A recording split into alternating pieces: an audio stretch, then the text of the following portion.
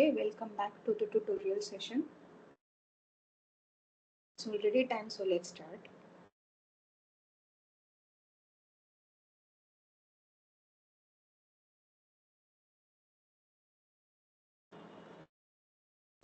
Okay. All right, so is there any doubt regarding the previous class? Except one fact that I remember, there was one example which I wanted you to verify that there are certain functions whose mixed derivatives may not be equal, in the sense like if I have a function with two parameters x and y, then if I take del 2f by del x del y and del 2f by del y del x, they need not be equal. I think I left this as an exercise, but maybe we can discuss. I have some examples. Any other doubt? No, ma'am. Okay, so let's begin with this first question. What is a vector field?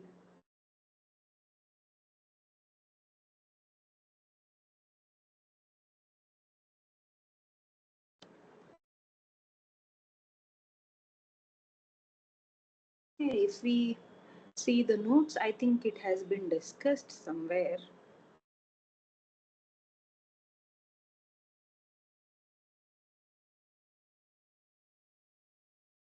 So sir, always try to show the diagrams that if we consider a R2 plane, then given any point, we can always direct the direction of that vector, and we can fill up the whole plane by certain positions and certain directions by drawing certain fields. But this is quite geometrically. If we see them mathematically, then it should have certain meaning. So you remember what is that?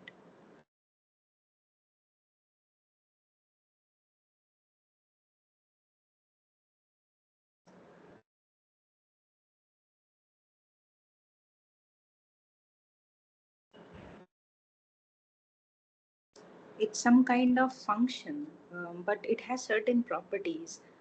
It's not a usual function. Not any function is a vector field, but has certain property.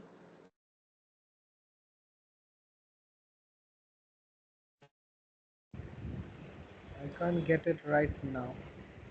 Okay. All right, no problem. So let me just write solution. So a vector field is like, you suppose you have certain open set of, let's say, Rn. Then you define a function, let's say from U to Rn. So remember, here what we are fixing is this part. So this domain, if you remember, this domain and codomain set, they must have same dimension. So this n, what we are writing, that should be same. I cannot take n to m not equal to n. So given every x in Rn, there the f of x should also belongs to the same space, then such a function we call as a vector field. Vector means it, given a vector, it just give an image of vector inside the same space. Field in the sense it will cover most of the space. This is what I understand. So this is what we call as vector field. And if you see, I can always write a function from one space to another, and may not be equal space. But can you see that given that function, we can always construct one function which becomes a vector field. So, we have several functions like, let's say, given a vector, we can always construct, given two vectors, we can always construct a vector by, let's say, cross product. There are several other ways one can get a scalar by dot product. Now, since we have worked over several kind of functions where we define the directional derivative, like that, many other things. So can you think of quickly, given any function, let's say I'm talking about part C now, Suppose we have any function from Rn to Rm, m not equal to n. Can we associate a vector field? I mean, is there a natural vector field which can always be associated with a certain function which need not be a vector field?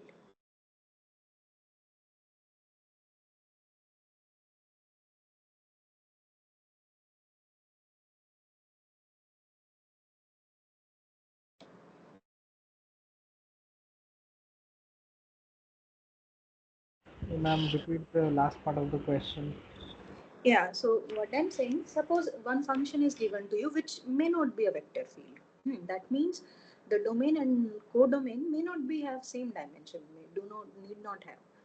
But can we associate one function? I mean, can we define one function with the help of given f, which will become a vector field? That means when I take an element and when I take the action of that function on that element, it will remain in the same space. Can you think of quickly? I mean, you make some operation such that number of elements on the domain set when you operate by that function will remain same.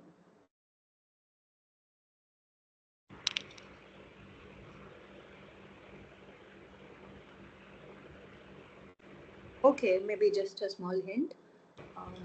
When we find the differentiability or maybe directional derivative, how do you find the directional derivative? There is a formula, right? Suppose we are given a There is a function. formula. Sorry? Now, we take the gradient and multiply it with the vector Okay. in whose Very direction good. we find it. Right. Exactly right. So, is this gradient, can you think of, is it a vector field? Write a function from anywhere to anywhere. Let's say from R3 to R4, R3 to R2, anywhere. And can you see what is the gradient of that f? And from where to where is that function?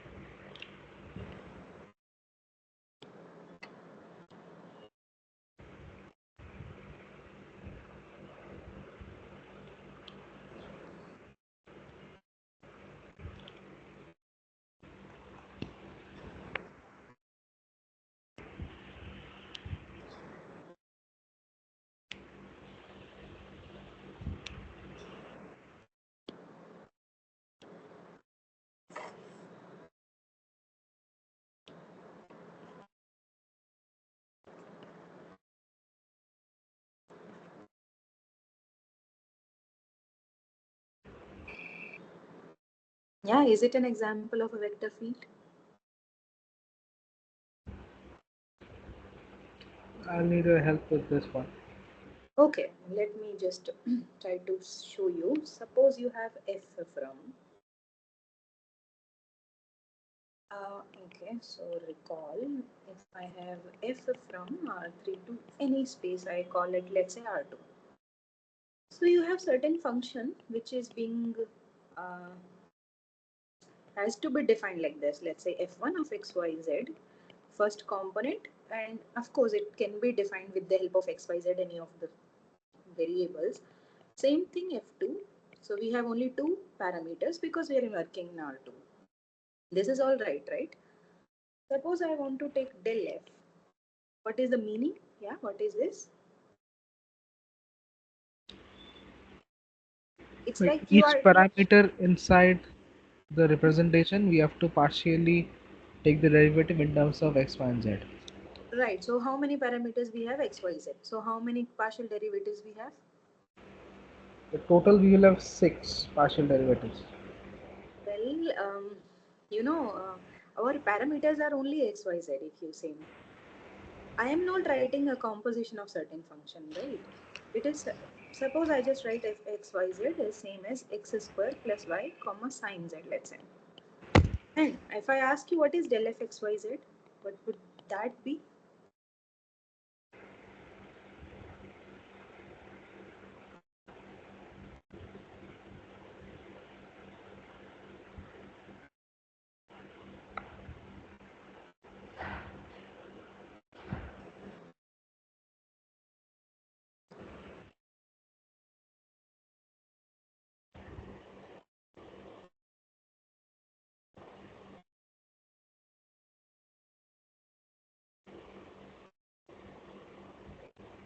Did we define del f only for Rn to R? Is that so? Okay, maybe there is a confusion, then let's not write this way. Suppose I take this. Now can you tell? Your del f would have three parameters. Okay, so what is this? It is like 2x sine z, then 1, then cos z x square, isn't it? Yes. So what I mean to say is, given that function, what we saw is that it has del f by del x. Whatever the parameters it has, x, y, and z, I can always find del f by del x, del f by del y, del f by del z. And therefore, a del f function is the gradient function is wherever you are defining these parameters, like it is from R3, it will go to just taking the partial derivative with respect to each variable, and that will remain in R3. This is what I want to say. So the answer is, given any function need not be a vector field, we can always construct a vector field by taking the gradient of that function. So it's a gradient of f which will give me the vector field. Just a moment, I want to clarify one thing here.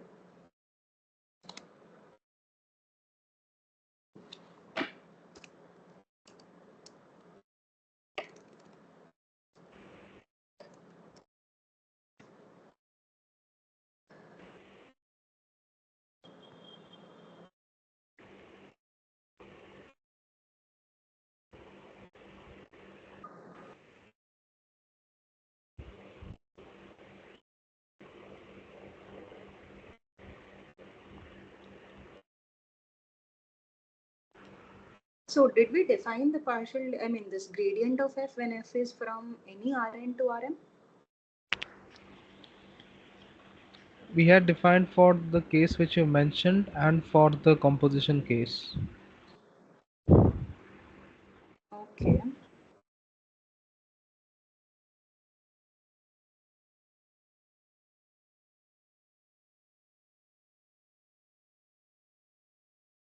So if I just write function, let's say, um,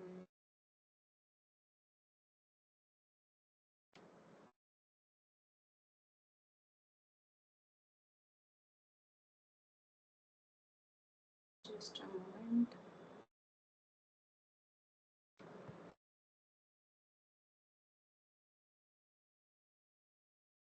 Yeah, so I think, yeah, you are right. We defined it for composition, I think the way we have written. So let me just clarify this one thing more here. Suppose our function is, let's say, it is like exponential sine xy. Suppose this is certain function from R2 to R, and I want to write again, it's a function like x equal to certain t square, y is equal to t cube. So I can very well write my function as, of course, I can write a function of t only and writing it as a function from R to R. But if I just consider this as a function and I want to just write del f by del x, then what I want to say here is,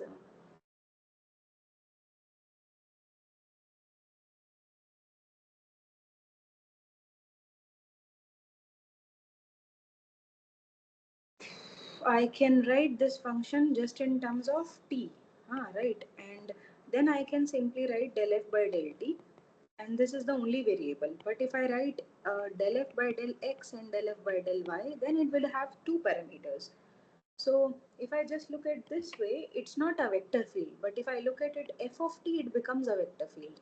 But no, at any stage, this is always a vector field, no matter what f is, how f look like. So I think that this should be seen in this way. Am I confusing certain thing here? I mean, what I want to say is no matter what how f look like, but I can always make the vector field out of that by looking at the gradient of that, no matter how f look like.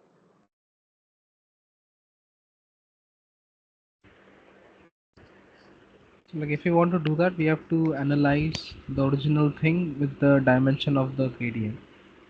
Yeah, I mean, this is how I don't want to confuse here is what I want to say. Function may not be defined in a way that it has same space, it defined from one space to another, which has same dimension. But gradient can be realized in such a way that it becomes a vector field. I think this is what I want to say. Okay. Okay, maybe I will clarify this once again at the end if I'm confusing it. Yeah. So by looking at the function b, by the way I have defined, is it a vector field?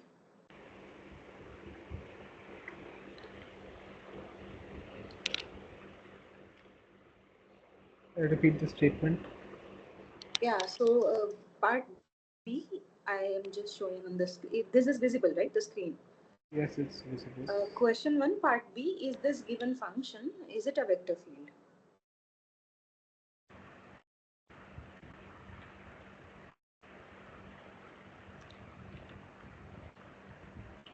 If we take the gradient, then it would be a vector field. Yeah, so this is how what I want to say, that the function may not be vector field, but in this case, this function is not a vector field, right? Not a vector field. The function directly is not a vector field. Yeah, I'm asking only about the function, but if I look at the gradient, it would become.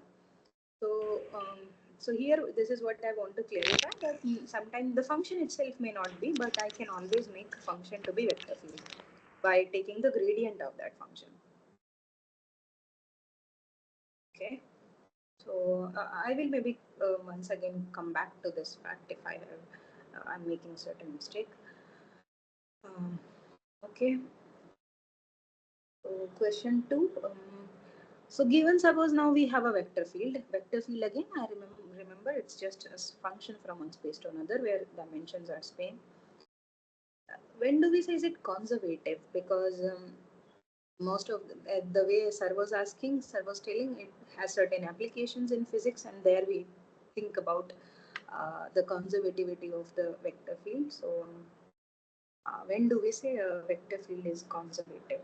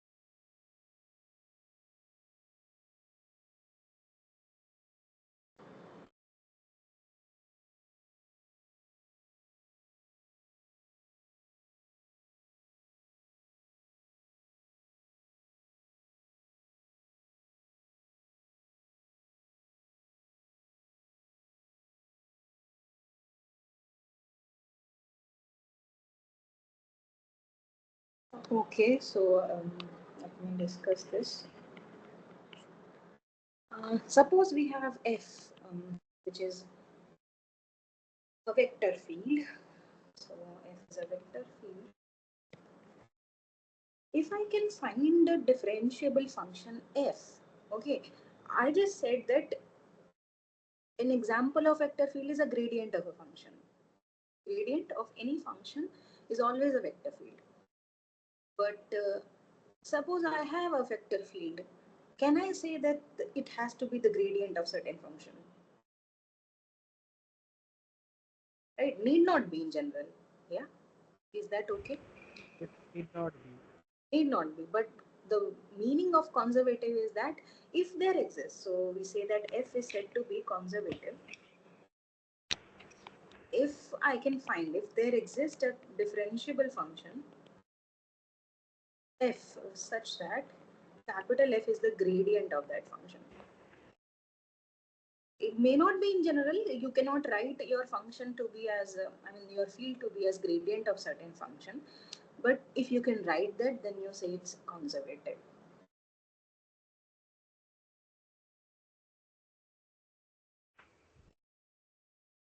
This looks okay, right? Yeah. Okay. So this is what we say conservative. It has certain implications, certain applications in physics, so we are avoiding that. Okay, let's come back to another question. Given a point, let's say AB, we are talking about in R2 only. When do we say that point becomes a local minima for that function? It is like asking um, the definition of saying that point becomes a local minima for a function.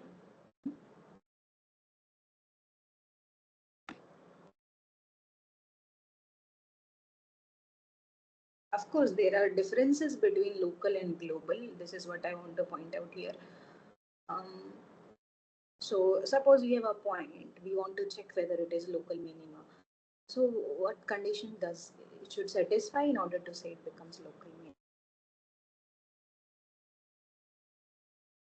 Discriminant has to be greater than 0. And Sorry, I'm not able to hear you. Can you? am I audible? Yeah, you are. Please, but just be louder. So the discriminant has to be greater than 0, and the value of A in that relation also has to be greater than 0. Okay. You are going in so much details. I think, no, I just want to know the definition. Okay, this is the criteria. I think you are telling me the criteria to say whether a point is local minima or not, right? But the definition of saying that certain point have to be a local minima. What is the meaning of saying it is a local minima? Your local minima is that, like, if you're taking a certain neighborhood, Yeah. then in that neighborhood, Mm-hmm. the functional value of that particular point Yeah. is less than any other less than when we consider any other point. Any other That point of means the function? Where? any other point in the neighborhood which we have taken originally, then it's the Right. minimum for that neighborhood. Exactly right. Exactly. So local is the word is like if you have a certain curve and you want to check whether that point, let's say I want to check this point, let's say this point being local minima or not. So I just need to find a neighborhood. I just need to check that whether that point really is the minimum value of that function or certain other point may be the minimum of the function. So mathematically, this is what we write. So point AB is said to be local minima for f if there exists. Okay, it may not be true for all neighborhood, but you can find a neighborhood if there exists a neighborhood of that point AB such that that functional value is, of course, has to be the least among all the points inside that neighborhood and let's say. Yeah, this is pretty okay. This is the meaning. This is what I want to know. And what if I just ask you global minima for a function? In case of the global minima, that particular point would be having a lower functional value compared Mm-hmm. to any other point in the whole function. Exactly right. So if I just draw two curves here, let's say the same curve only, and I just point out 2 points here, right? So if I point out this point and if I point out this point, so which point, let's say A and B, do you think the local and global minima for the function? A and B are both the local minimas, and B is the global minima. Exactly right. A and B both are locally. If I just look at the local neighborhood around A, and the neighborhood around B, they are attaining the least value among all the values in that neighborhood. But not just that, if I look at B, B is the least value among all the values of the graph because it is the like negative value, other are like positive values. So this is the least. So therefore, we say that a point becomes the global minima if f of AB is less than equal to f of xy for all the points in the domain of that function. I need to charge my right. Okay, so here another question. What is a quadratic form associated to a function at a point AB? So let me just elaborate my question first. The function, okay, if I have a function, I can approximate this function by Taylor series, right? And in order to know the behavior of that function, what do? We use their extremas. We try to see the extrema points, or let's say the critical points, and look at their nature by looking at which is minimum, which is the maximum, and then we try to say certain properties about the function. And this whole criteria is being like being understood by the Taylor expansion of that function around certain points. Suppose I want to know a nature about any point, I just use the Taylor's expansion of the function around that point. And being it is a critical point, if I'm just knowing the nature of that point, then its partial derivative, as we know, becomes 0, and therefore it is all about knowing its nature with the degree 1, I mean the constant, sorry, the constant and degree 2 polynomial. And this somehow I'm telling the answer here. So quadratic form is somehow related to this expansion. So I mean the function is being related with the nature by looking at its expansion, and one of these components inside the Taylor expansion is like we call it as a quadratic form. So do you have any idea like what is that quadratic form? A quadratic form is the second order portion of the Taylor series. Yeah, so as the word itself says, it is a like degree 2 quadratic, and the whole story what I told is about like expansion. So the most intuitive thing is that the degree 2 factor inside this expansion should be the quadratic form. Okay, so yeah, let me write this. If I have f of xy, I know that it should be written as f of ab plus del f by del x, x minus a, del f by y minus b. And how do I write the other components? Can you help me? 1 by factorial. And inside this, first we have del 2f by del x square, x minus a whole square. Right. Plus del 2f by del y square, y minus a whole y minus b whole square. Okay. And if you assume that all of these are continuous, so 2 into del 2f by del x del y into x minus a into y minus b. Exactly right. And some more terms which I'm not writing right now. Okay, so assuming that that point is a critical point because we want to know the nature of the function around that point by looking at its being as a critical point. So this is what we are trying to assume that they have to be 0. Therefore, I can approximate the function just by f of ab plus that term, and this is what we say by qxy, and this is why q means the quadratic, and this term is quite useful in the linear algebra, but of course we can see certain pattern here. So qxy, this is nothing but half of, I just write in this form, d2, sorry, let's say d1 to f of at any, let's say ab, and I am calling, let's say, around 0, 0. Suppose I want to know about 0. Okay, anyway fixing the point, so I should not say that. X minus a square. Um, okay, just a moment. Um, for the intuition, this is okay that I'm calling it's around a and b, but when we say quadratic form for a function, then we actually write it in around 0, 0. So let me just write it into f by del x square plus 2xy del 2 plus y square. Yeah, sorry. The as the intuition is that degree 2 has to be the quadratic form, but the function when we define the quadratic form associated to function at the point P, that means we are computing at point P. The partial derivatives we are computing at the P, but the form has to be written in this way. I don't want to write x minus a y minus b. If I'm just looking about the form, then this is how I will write. Although expansion has x minus a y minus b. So there is a difference. The expansion is a bit different from the quadratic form. So this is how they're related. Okay. Hmm. The function, okay, part B, I have given a function and we want to determine the behavior of that function near 0, 0 using approximation by Taylor's expansion. So how to do that? This, if you remember,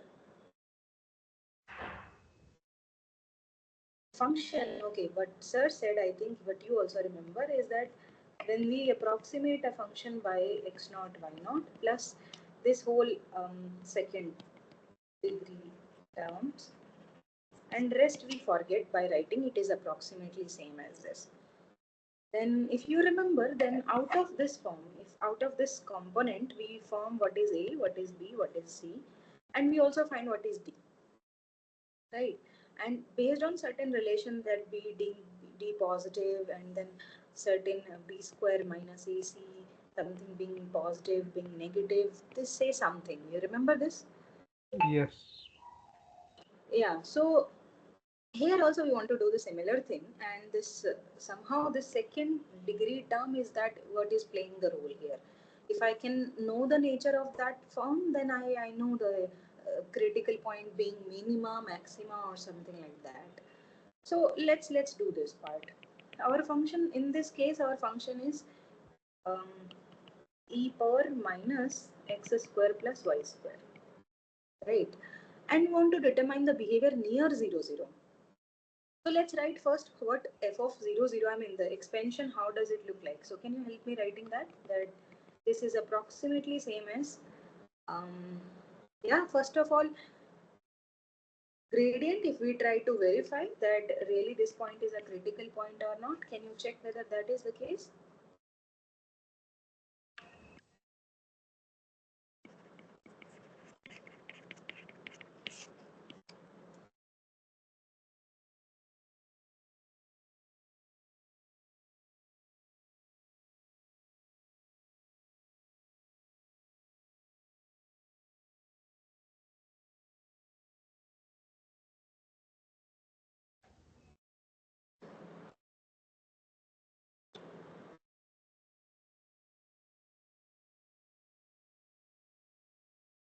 It will be a critical point.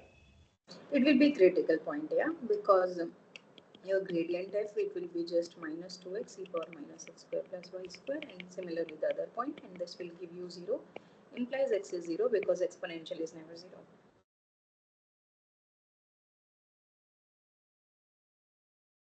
It's the qxy, let's say. Qxy in this case will be same as what we have written because our point is 0, 0. This is okay, right? Yes. So therefore it is approximately same as f0, 0 is what is that?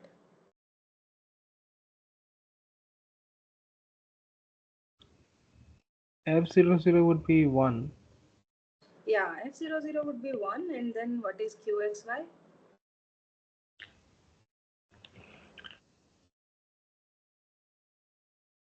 It will be 1 by 2. Okay, 1 by 2.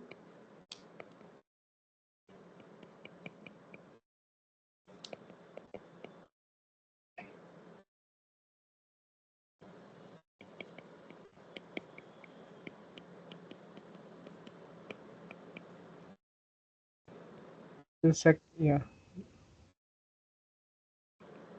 So 1 plus 1 by 2 del 2f, what is that?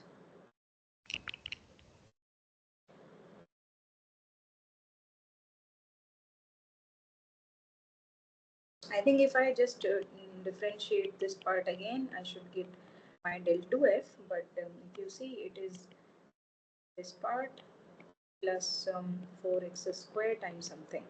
But if you put x, y, 0, 0, then this term will get vanished. And what will you get?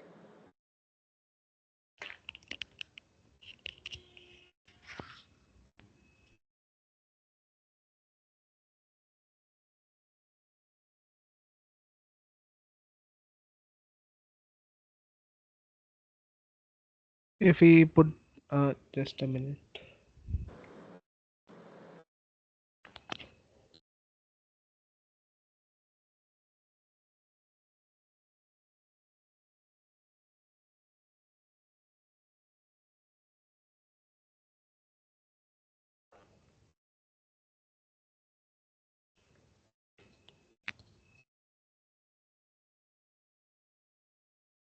This term is coming around -1. Uh, it should not come because, okay, let No, me. not -1. -2. Yeah, minus 2 is correct. Minus 2 is correct. So minus 2 is the same for del 2f by del y square also, x square also. So minus 2 times x square, but what about del 2f by del x del y?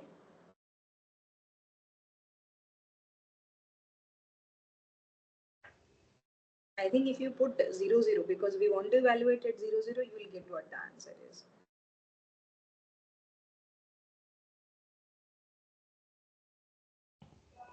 This term would be 0. Yeah, this term would be definitely 0. So 0 times xy plus y square times minus 2.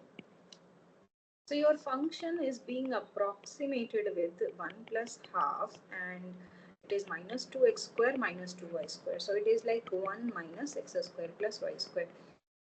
And not just that, if you remember, we are just using qxy, the second order degree term, in order to know the nature of the function fxy. So for the time, I will just write the function to be being approximated to minus of x square plus y square. I mean, this is what I want to say. And using the ABC, if you want to see by ABCD, finding that those things, you can tell me what is the nature of the 0, 0. Yeah, can you tell something? Let's say if you know what is ABCD, or I should not write this way. I will write, let's say 1, if you want to go by that way. So here what is A, here what is B, what is C, what is D, and remember 0 is the critical point.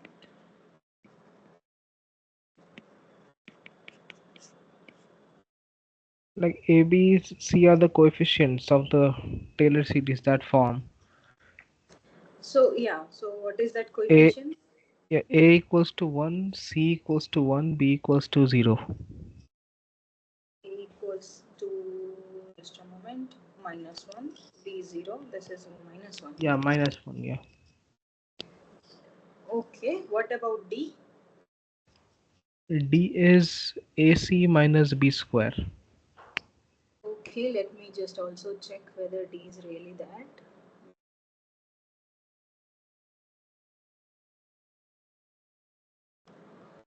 Just a moment. Okay, D is nothing but AC minus B square. Yeah, so it is 1, right?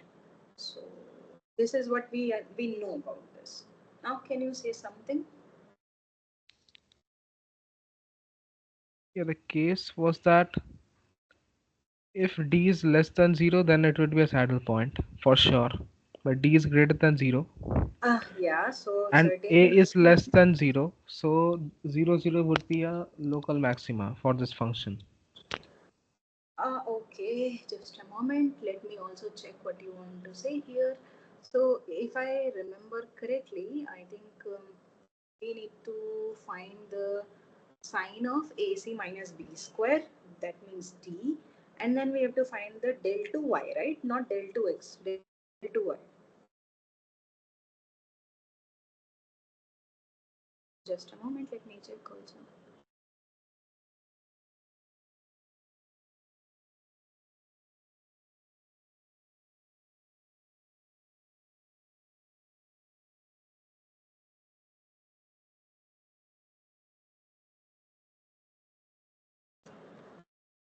Yeah, this is the sign of del 2, right? Del 2f by del y square. Is that okay? Like we want to, sorry. Am I missing something? Just give me a minute. A would be the coefficient for del 2f by del x square. Right.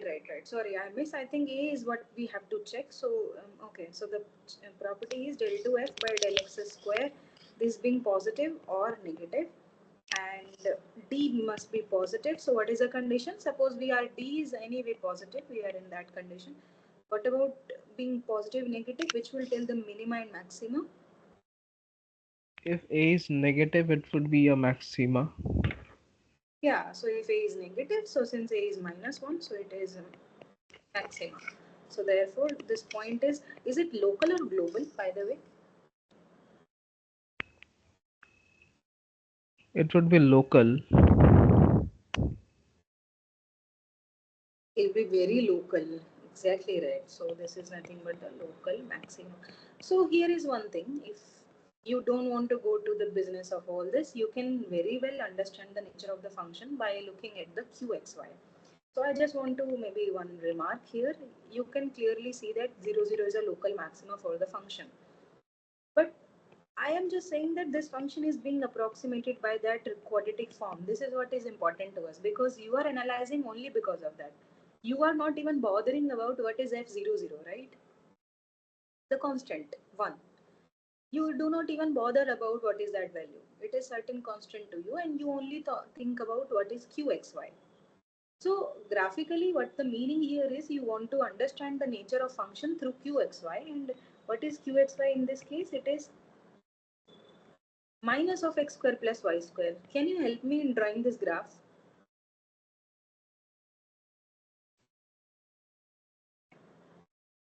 Just draw it. So I look, this is x, this is y, this is z. Um, I can draw this graph with the help of, so it's a circles. If I just look at certain constant, this is nothing but if I look at C to be negative, then we'll get concentric circles, right? The level curves are nothing but the circles. Yes. So I have to small circles I have to draw, and if you look at the, let's say, x square equal to y equal to x square, this is like z equal to minus of x square plus y square. If I ask you about y equal to minus x square, can you draw that graph? That will be very similar to this graph. That is R2 graph. Where is that? Y equal to minus x square. Let's say y equal to x square. It would be a parabola touching Where? at 0. Touching at 0, but in which direction? Which side will it open? Which If it's quadrant? in minus x square, it will open downwards. Yeah, this is what. And the similar graph I think I can draw here. This is what I want to say, that this graph is actually very similar to what we see for R2. This is how, and the small circles are nothing but the your level curves. Yeah, so this is how the graph is. If you see now geometrically, and we want to look at the 0, 0, the point, right? And this is our negative z-axis. Okay, this is negative z-axis. So 0, 0, if you see, is it local maxima, minima, or saddle point? Can you say?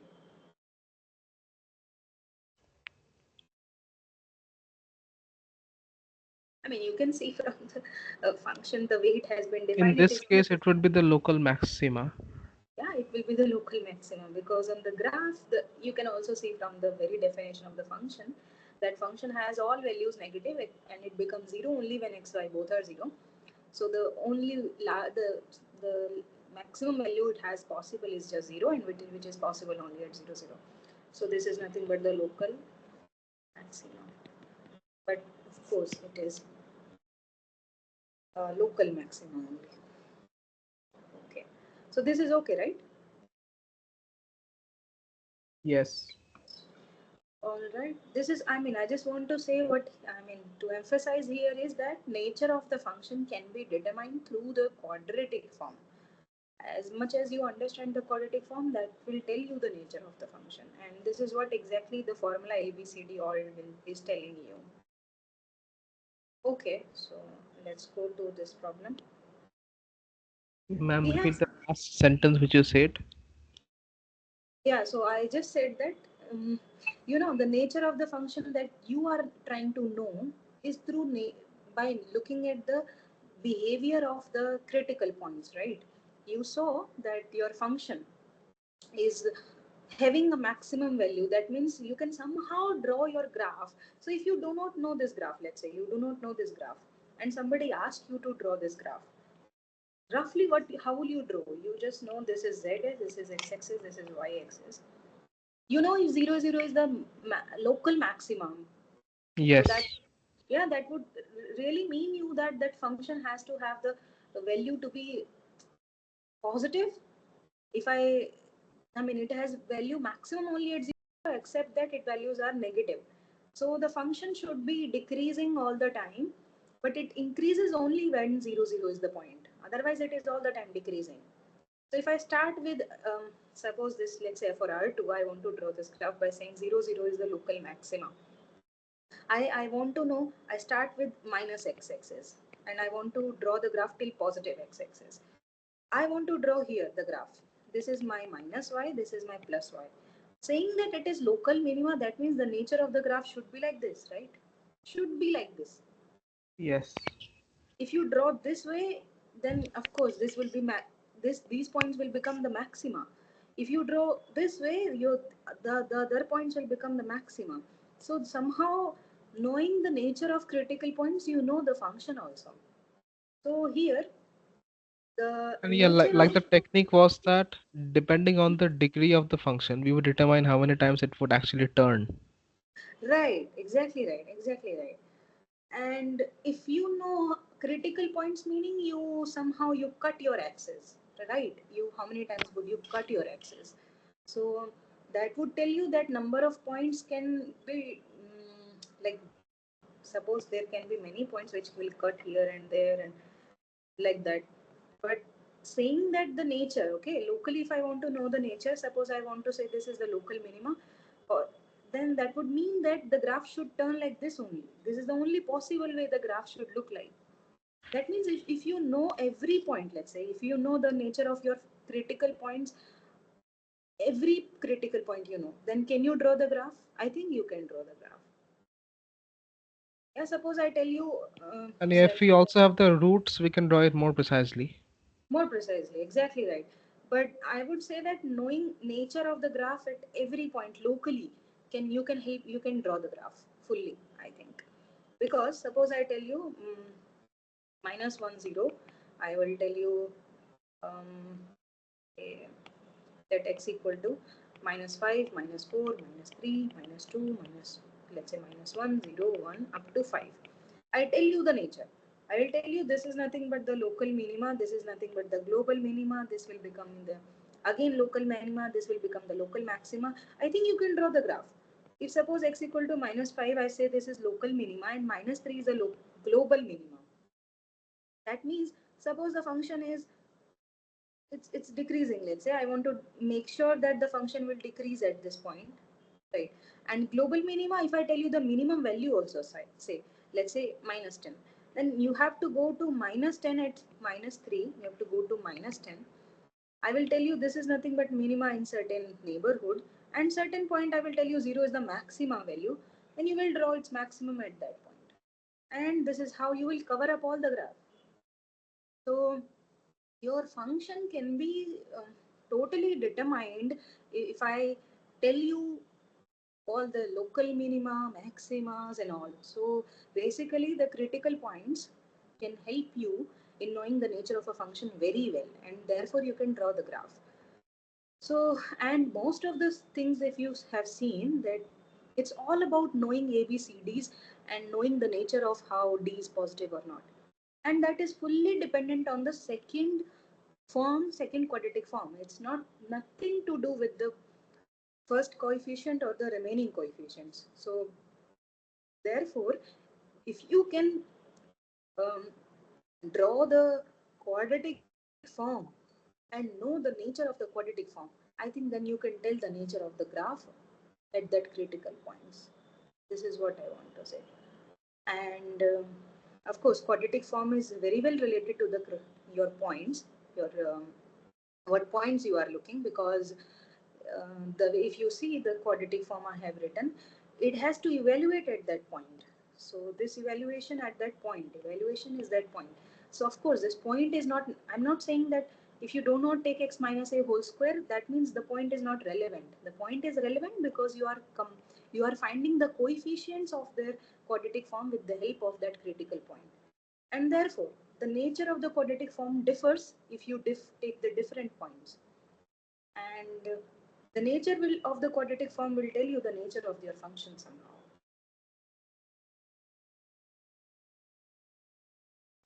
I mean, am I confusing? I am telling so many things. No, it's clear. Okay.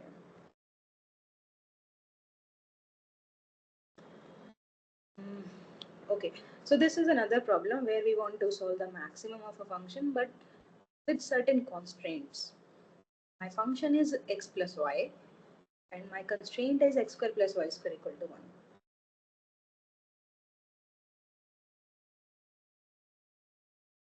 Yeah, certain functions you can always solve maximum by what would you do? I mean, there are certain methods. There are two kind of ways you can solve it. Can you tell what are those ways?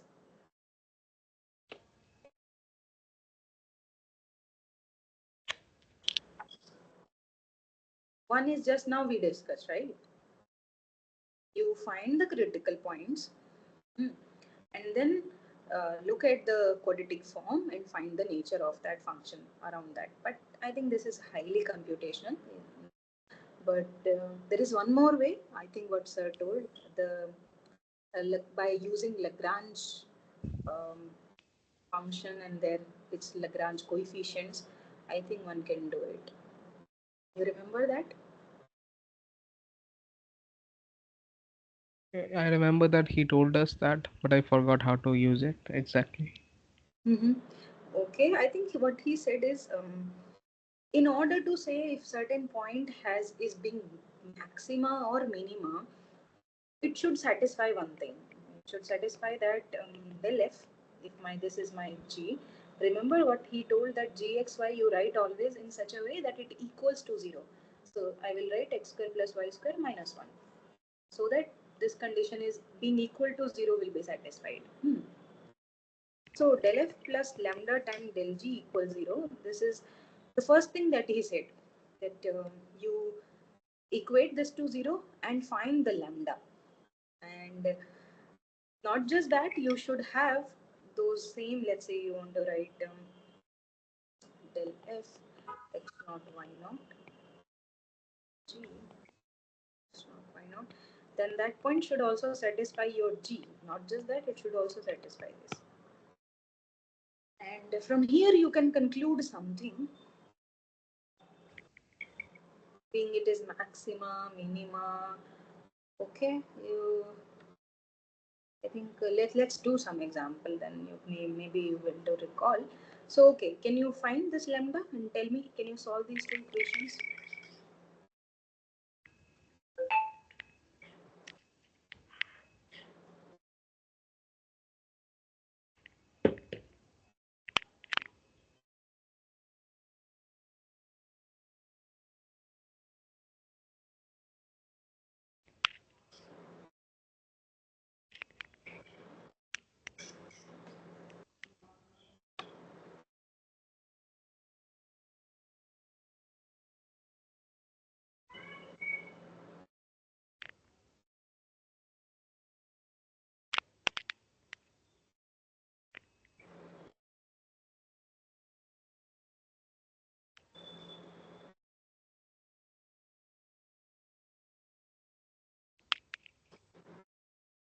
Okay, so let's do it together. Del f, what is that? Del f by del x, del f by del y. And this is exactly 1 comma 1. Hmm. What is del g? This is nothing but del g by del x, del g by del y. What is this?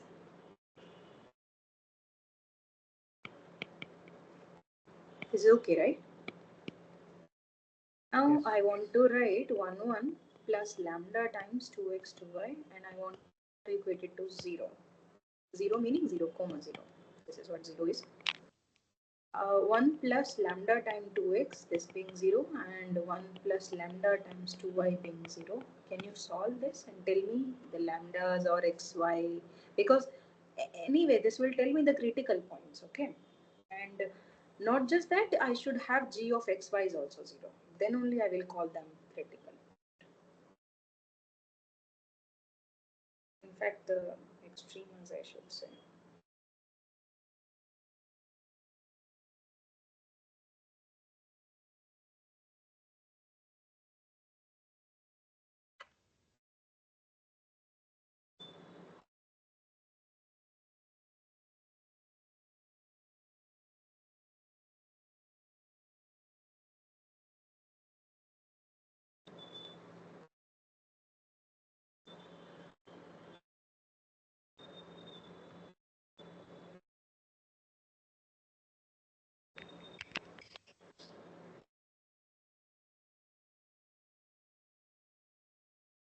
Lambda is getting cancelled actually.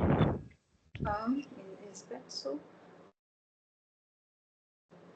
Okay, let's see what is the issue.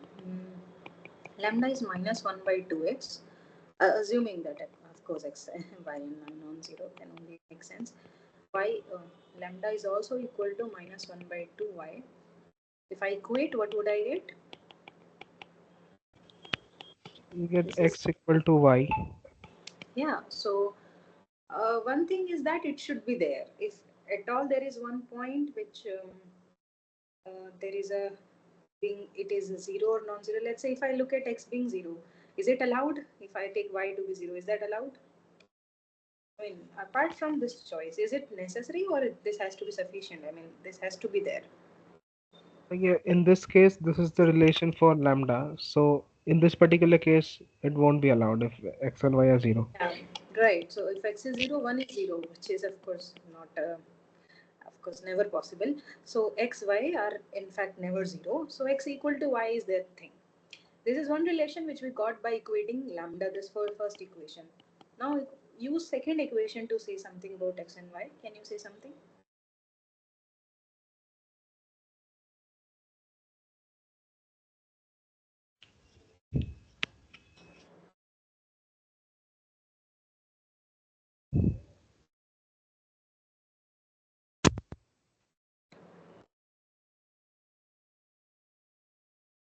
So let's see the equation x square plus y square is our minus 1 equal to 0 is our gxy, and x equal to y will give me that 2x square minus 1 equal to 0 implies x square equal to 1 by 2, x is plus minus 1 by 2.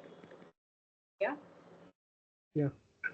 So, and therefore the points what we are looking for is this, because x equal to y, so these are all possible points we have.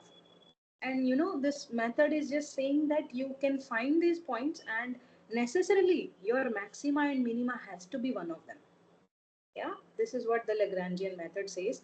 So now it is all about checking the function values and look at what is the function values being maximum at which point. I think this is pretty simple and one can check that. So can you check among all these points which one gives you minima and which will give you maximum?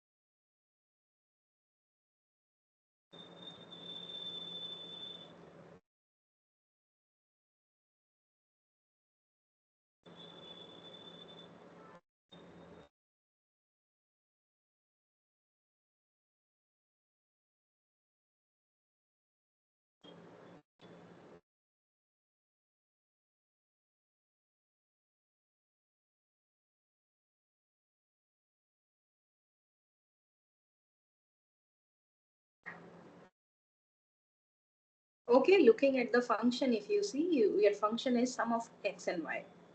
Of course, if one of them is, you see both the values are same. If I can take one of them to be negative, another to be positive, then cancel out, it will give you 0. Both are negative, the sum becomes negative. Both are positive, the sum is positive. So now it's easy to see like which is maximum, which is minimum. Yeah.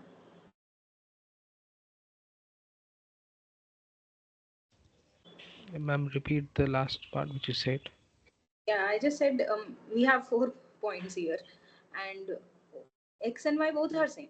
If I look at x and y both in opposite direction, let's say if I choose one to be 1 by root 2, another to be minus 1 by root 2, we want to maximize the function which is x plus y, right? If one is positive, another is negative, the sum will get cancelled. It will be 0. If both are negative, sum becomes negative. If x and y both are positive, only then sum is positive. You see here, we do not need even to compute which are maximum, minimum. It's very simple to say which point is maximum, another is minimum.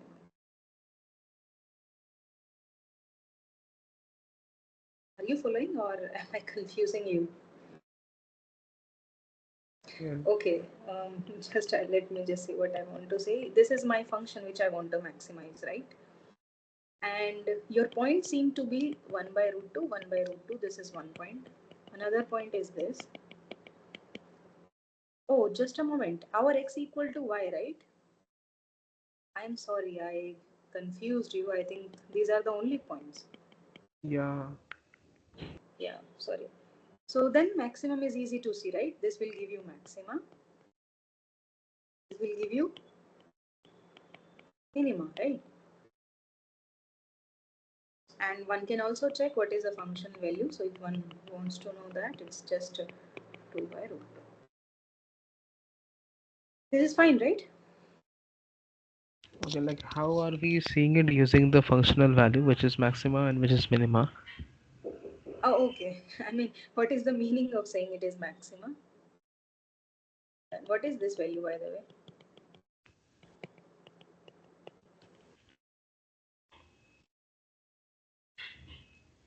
But, um, okay, like there are only two critical points. Mm-hmm.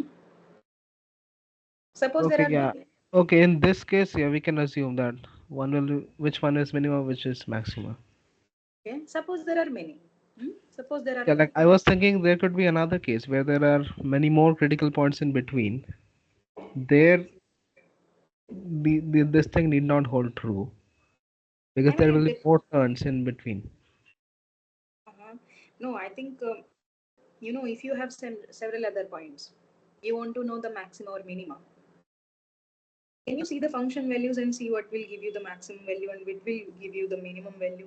That you can always say, right? I mean, just a thing to say here. Um, what I'm doing here is exactly this part. Suppose you want to maximize your function, and you have certain critical points. X, y is like certain x naught, y naught, some more points, and you know that these are the only points which are going to give me the maximum. And among them, of course, maxima is the one which will give you the highest value, and minima is the one which will give you the minimum value. So therefore, you look at the function value and check it. I mean, this has nothing to do with that fact that you want to check the double derivative to be negative and positive, nothing like that, because the way we are computing is the Lagrangian method says that among those points which is satisfying your relation 1 and 2, among them, the maximum is the one which gives you the highest value, minimum is the one which gives you the minimum value. It do not need any further check whether double derivative is positive or um, does it satisfy the other properties like b is positive, b square minus ac is being positive or negative. Either you follow that way where you find partial derivative, you find abc, approximate your function around that point, and look at ABCDs and look at which is the local minima, which is the local maximum. But here, when you look at this kind of function where you use the Lagrangian method, it simply says that if you once you simplify 1 and 2, then maximum and minima has to be the point which will satisfy the maximum value or minimum value among those points. It's as simple as you solve this and you'll get it.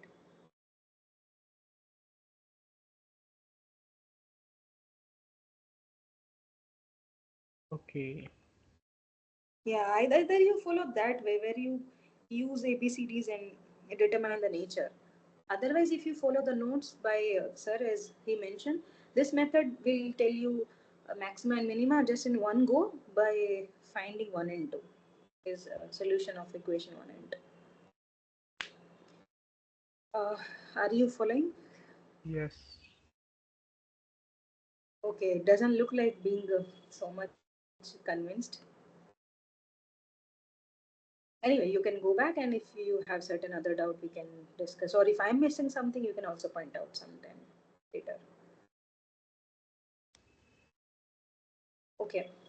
Part 2 says, can we modify the function? You know, above function has to be maximized under certain constraint. If I do not give you this constraint x, g, x, y, then all points you have is x equal to y.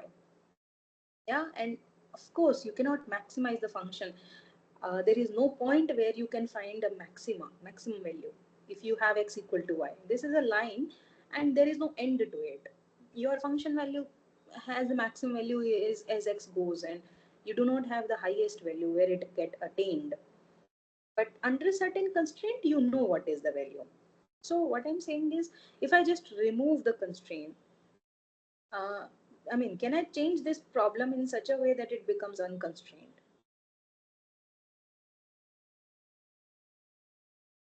Okay, maybe I'll repeat my question. This function, the way I want to maximize is under certain constraint. The constraint is gxy. Can I modify the problem in some smart way such that the constraint will be gone, um, and it will become unconstrained, but of course, solution will not be different. Solution will not be different.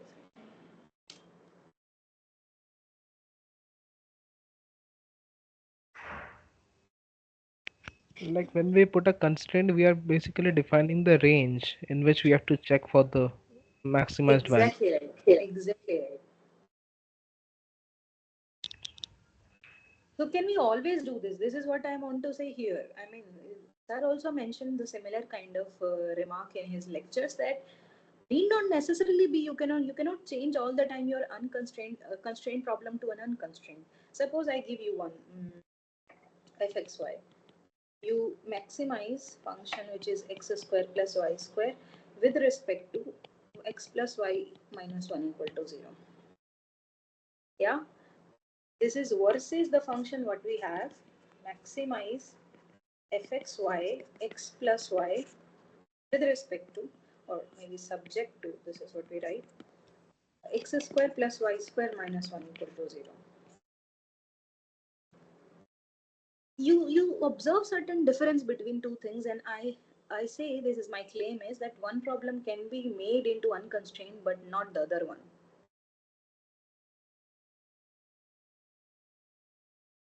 Okay, just a hint, look at the constraint carefully and change that, I mean, use that constraint to change your function where the changed function, when you change the function, there will be no constraint. Like we take the value of one variable from the constraint section and we place it in the main function. Exactly right. This is what I want to see here. So in which problem, in which one of these, which where I can do that, where I cannot do that. It's easier to transform the problem in the left hand case. Yeah, so if you see 1 equal to y equal to, it is 1 minus x, and simply your function, what you want to maximize, this function is same as maximizing x square plus 1 minus x square, isn't it? But then there is no constraint. You have to maximize over all x.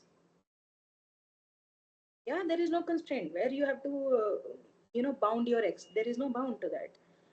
Of course, here y is root 1 minus x square or minus 1 by root x square. Now, how to choose which one is the y which you have to take? You don't know, right? Yeah. So, such problems you cannot change into unconstrained. So, here this is what I want to say. The above problem cannot be changed into unconstrained, but it will just say that what I want to convey here is there are certain problems which can be made, but not all. and therefore you have to tackle them in a way where you have to see the constraint also. Okay, without more discussions over it, I think you looks convincing. Okay, um, where we were there, yeah. Question six. There is a difference, slight difference between extremum points and the critical points. Do you know that? Your critical point can also be a saddle point, Yeah, but and what about the an extremum? extrema is either a minima or a maxima. Exactly right. So, just okay, just for the sake of that you understand, anyway, you know it. So I'll just repeat. So critical points, it just mean that del f is zero and any x naught y naught such that del f x naught y naught is zero need not be a point of minima or maxima. Uh, However, point of extrema have to be either point of maxima or minima.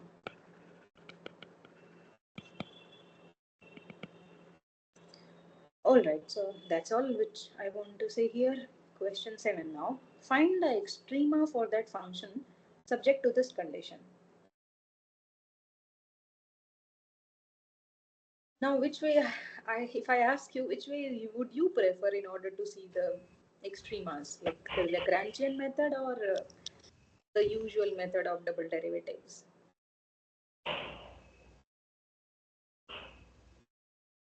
And the one benefit over the double derivatives is that, as I say you, um, extremas, I mean extremas, as I say, minima or maxima, that is among those which satisfy the Lagrangian properties. Lagrangian meaning those two conditions that I have written. So it is all about checking the points which you get from the two equations, and that is pretty simple, right?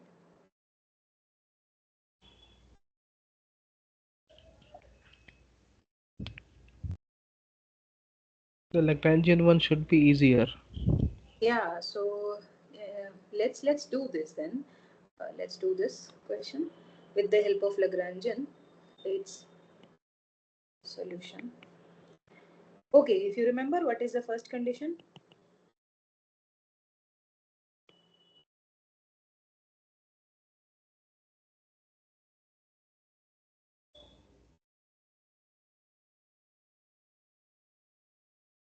You remember del f x y z plus Plus lambda times. lambda into del gxyz equal to 0.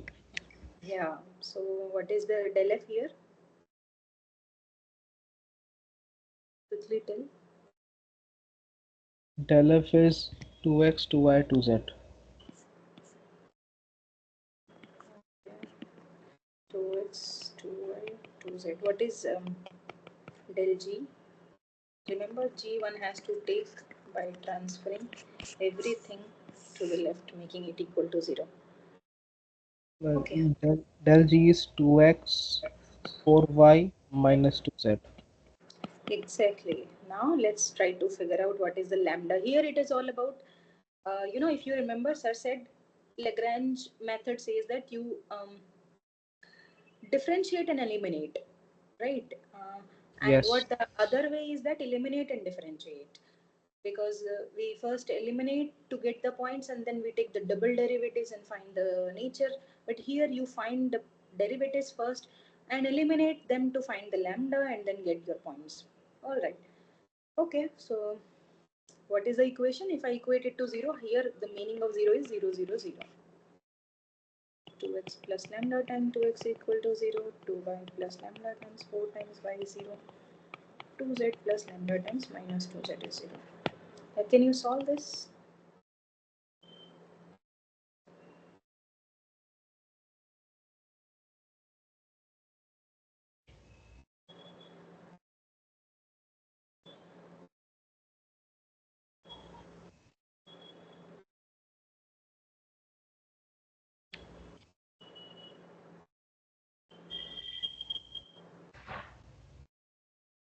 Okay, lambda is Oh, having three values. for the three Uh, cases. okay, am I making certain mistake? X square plus 2y square minus z square minus 1 equal to 0. 2x. Okay, let me write 2x equal to minus lambda 2x, 2y equal to minus lambda times 4y, 2z is lambda times 2z. Yeah, now if suppose if this part is, let's say, what I want to see here, if let's say x is 0, x is not 0, say x is not 0, then what is allowed, it depends here whether x is 0, y 0, z is 0, then only you have to make cases and all.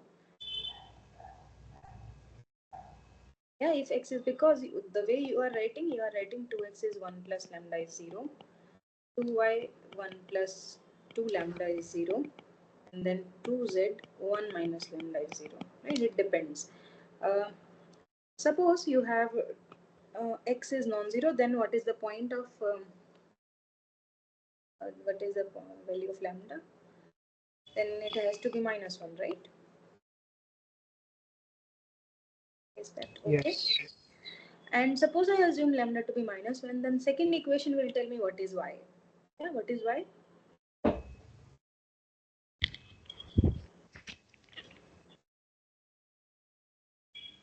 Why would be, just a minute.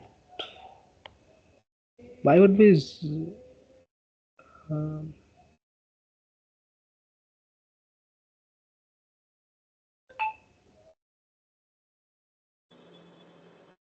Yeah, if I just replace one, okay, this equation will tell me that it's 2y 1 minus 2, which is minus 2y, which is simply equal to 0, implies y is 0, right? yeah, And what about z? If you just simply plug the value inside that last equation, you will get 4z is 0, which will tell you z is 0. Is that okay? acha, like using the three values of lambda, we can get three critical points. Oh, Is okay, it like okay. that? Is it like that? Let's see. I have also not solved it, but let's see. I don't know. Let's see. Um, okay. What I did here is I wrote this part and I got lambda equal to minus 1. And what did I get? Sorry, what did I get? Y is 0, z is 0. Now we are forgetting one thing, the constraint, right? So whatever x, y, z you choose, it should satisfy this thing. This is nothing but x square plus 2y square minus z square equal to 1. If your y and z are 0, what is the value of x? It is plus minus 1, right? Is that okay? Yes. Okay. So we got 1 point plus minus 1, 0, 0. Yeah, 2 points, sorry. This is about when you have x being non-zero. As you said, if I have x being equal to 0, I assume x being equal to 0, then I have to deal with some more cases. I have to deal with 2y and 2z. Now from 2y and 2z, what can you say? As you said, I think you are right. It depends on what lambda you are choosing. So assuming that y is 0, suppose. If I assume x and y both are 0, suppose. Then of course I cannot assume that z is 0, right? Yeah, you Right. follow that? Um, Assuming x and y 0, that what is the another condition that you should have?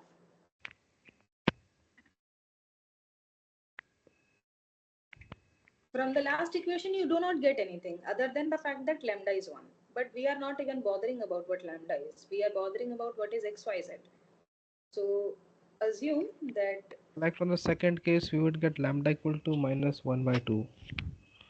well, if I'm saying y to be 0, then it necessarily need not be. Like, it need not have to be minus 1 by 2, right?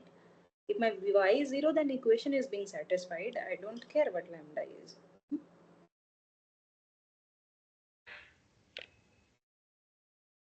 And if you assume lambda to be minus 1 by 2, then the last equation will say z is 0.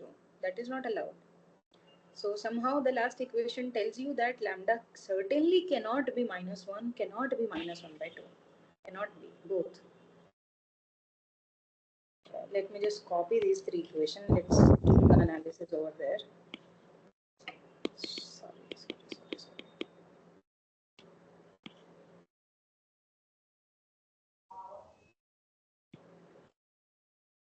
Okay, here I'm just copying this, whatever we had there. Here we have equations. I'm saying, look at these equations. I am assuming x is 0, y is 0. I know that gx, yz should be equal to 0. This has to be satisfied, which would mean that x square plus 2y square minus z square has to be 1. Yes. If you assume both have to be 0, implies z square is minus 1. Is that allowed? No. So certainly this point is not possible. I mean, this choice x, y being equal to 0, 0 is not allowed. Both cannot be 0. And I already assumed that x is non-zero. Yeah, one of them is non-zero would certainly tell that other has to be 0. Yeah, that I saw. Because if x is non-zero, lambda will be something, but that lambda will help me to say that y is 0. Yeah. Now assume that x is 0 and y is non-zero. Somehow I have to assume this. Yeah, if y is non-zero, what would I get? I would get lambda to be minus 1 by 2, as you said. But that would tell me z is 0, isn't it? Let me write this. So if y is non-zero, from this equation, we will get lambda to be minus 1 by 2. And from the last equation, 1 plus 1 by 2, this becomes 0. This is just 3z being 0, implies z is 0.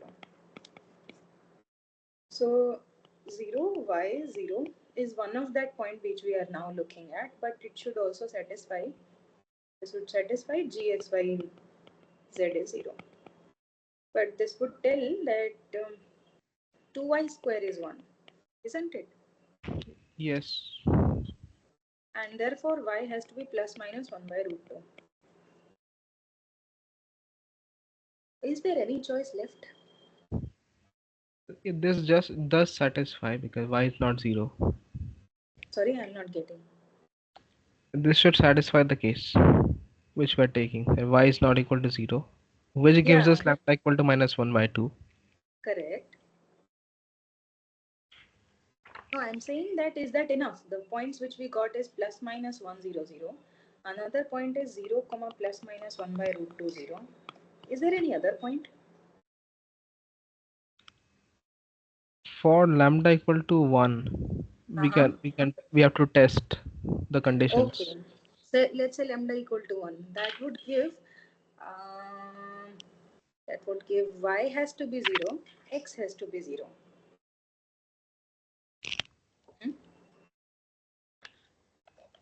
You see? Yes. Is that allowed? Just a minute.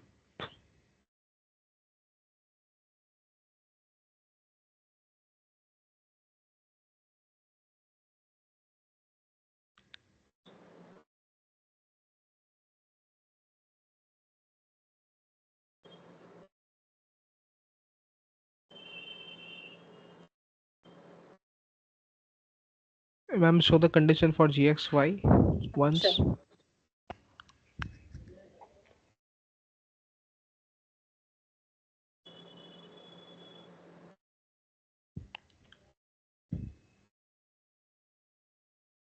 No, it won't be possible.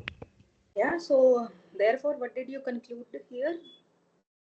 That the only extrema points, only points of extrema, plus minus 1, 0, 0 and 0 plus minus 1 by root 2, comma 0, right?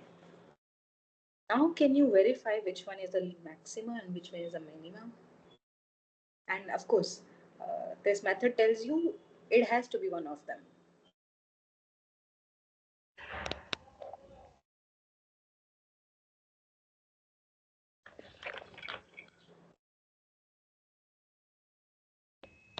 Yeah, ma'am, show the function f x y z.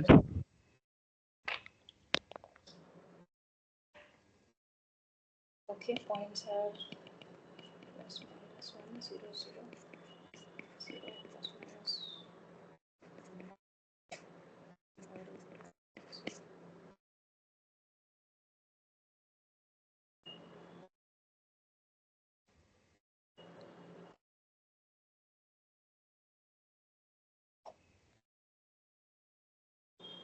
The points plus minus 1, comma 0, comma 0 would be the maximas, Mm-hmm. and Yeah, the other the other ones would be the minimas. right. So yeah, here many points will give you maxima and many points will give you minima. So not just unique point, there are many. Yeah, very well. So I think this method is now pretty simple to apply and one can compute. Okay. Else here.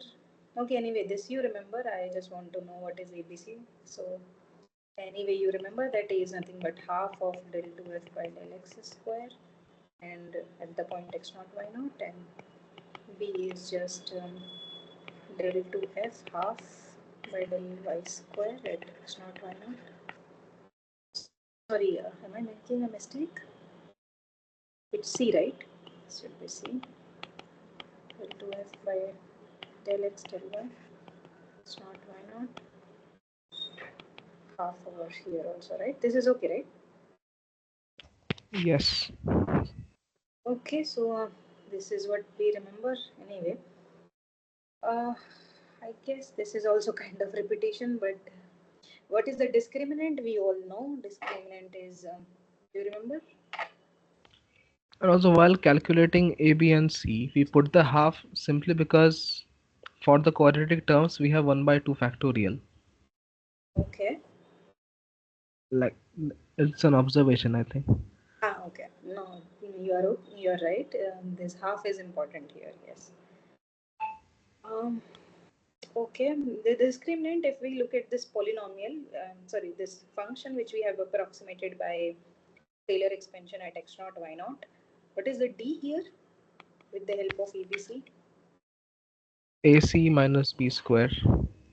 AC minus B square, right? And do you remember the condition on being saying it is local maxima minima? It is about local and saddle point.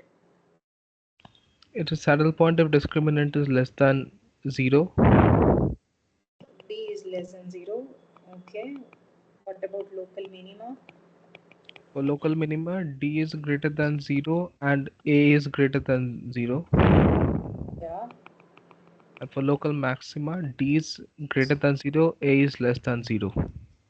Yeah. This is about part B. Part C, what can we conclude if D is 0?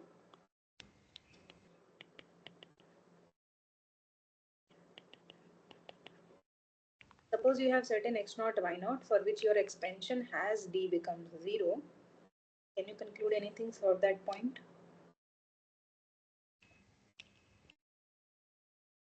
I'll try to recall. Okay, let's see if you remember this part. Mm,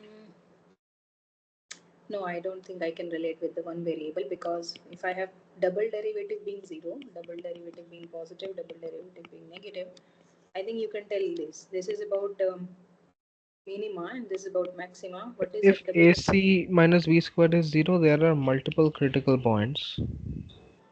Sir Mm, had written this thing. okay, okay.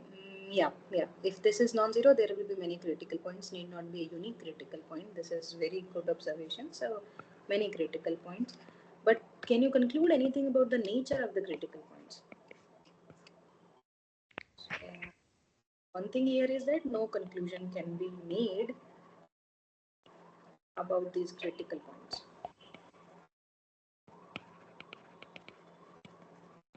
Yeah, we cannot conclude. So this case is of no use somehow to us. All Like in right. case So of one variable, if the second derivative test would not yield anything, we would move on to the fourth derivative test, third and fourth. yeah, this is what I want to say here is, and we can move to third and all derivatives. In fact, we can move. There are certain ways to know about the local minima, local maxima by going to further more derivatives, but somehow we are not going that details. And this is why we develop another way to see by without going to all the time higher derivatives. We can always go to the Lagrangian method and see the maximum minimum. This is okay, right? Yes. Okay, so yeah, let's come to the arc lengths of certain vector valued function. We have certain vector valued function and we want to find the arc length. If as sir mentioned, this is pretty good application of distance equal to speed into time. I mean, the way he explained it very brilliantly, that distance is just speed into time, and use that fact to find the length of the arc. And why do we need to find the length? Because we always want to know the distance, how much we have covered by fixing one speed, and by fixing a time, how much have been we have covered. We always want to know that. So this is how the finding arc length is not that waste. It's of some use at least.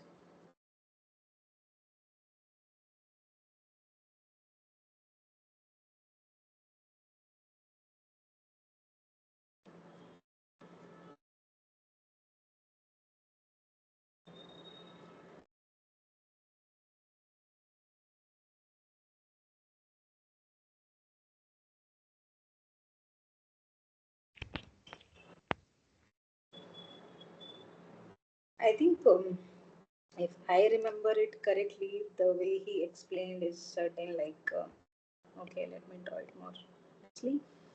I start with this point. Suppose I want to know length, or let's say the distance covered by the particle from the time t equal to t1 to time t equal to t2.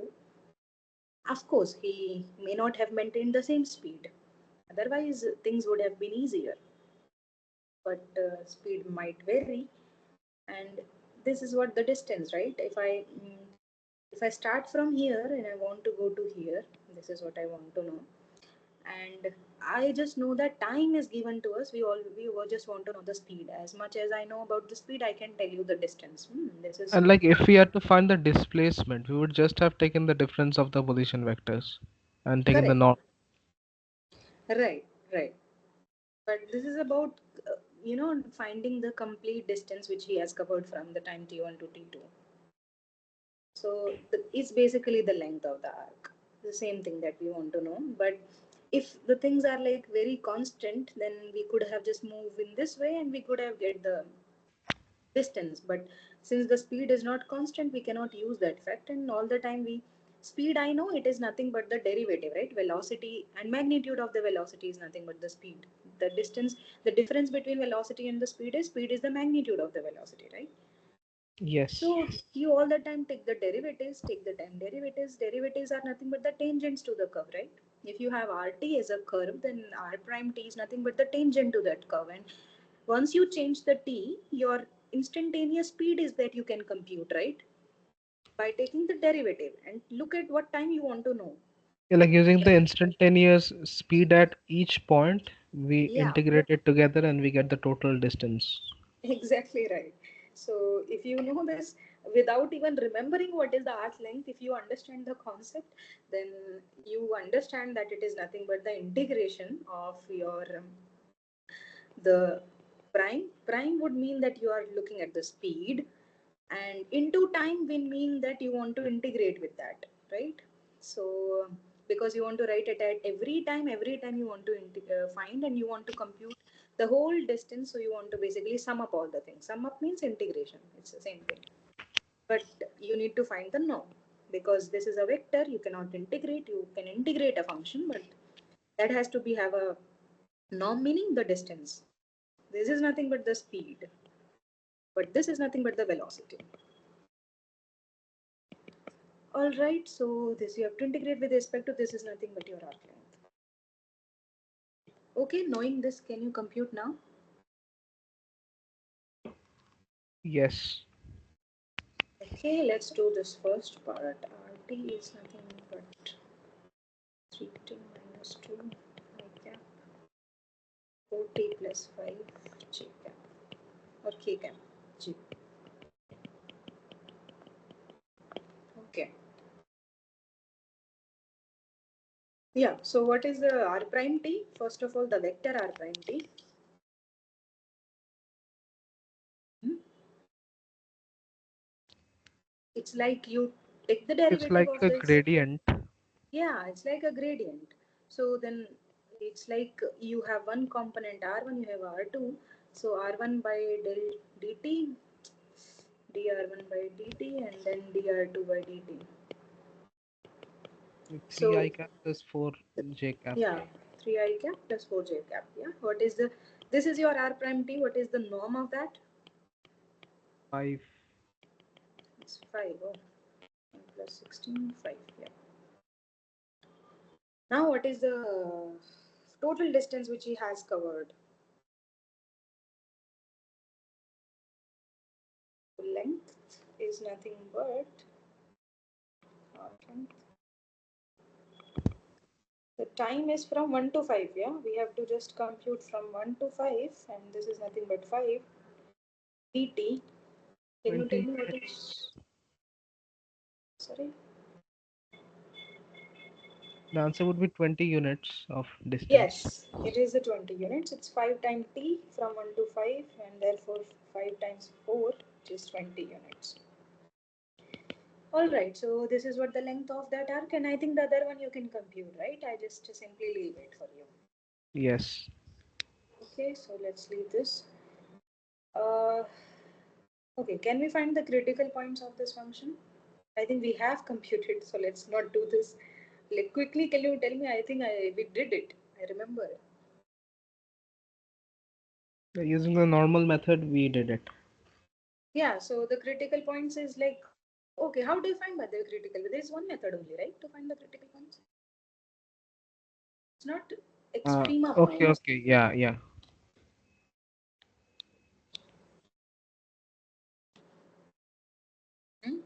So del f equal to 0 implies, sorry, xy implies xy is a critical point.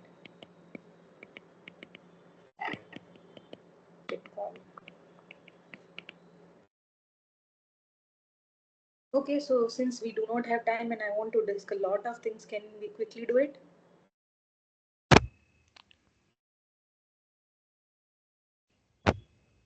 Critical point is 0, Yeah.